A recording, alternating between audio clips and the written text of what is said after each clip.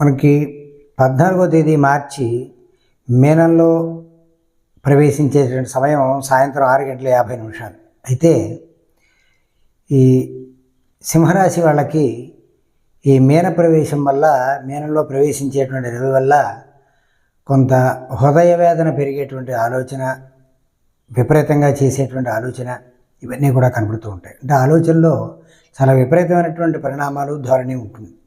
అలాగే హృదయానికి సంబంధించినటువంటి కొన్ని ఇబ్బందులు ఉంటుంటాయి.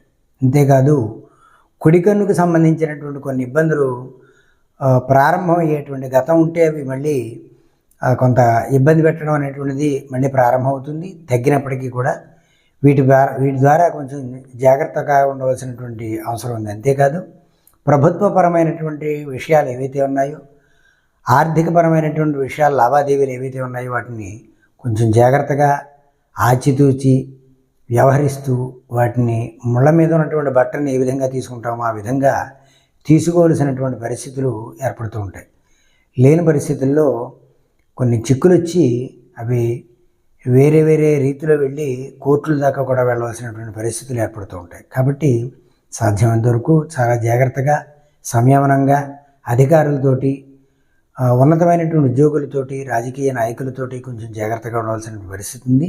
అంతేకాదు రాజకీయ నాయకులకు కూడా కొంత ఇబ్బందికరమైనటువంటి పరిస్థితులు ఏర్పడే స్థితులు ఈ 14వ తేదీ నుంచి కనబడుతున్నాయి. కాబట్టి జాగ్రత్త వహించి ఆదిత్య హృదయం పారాయణ చేయడం చాలా విశేషం.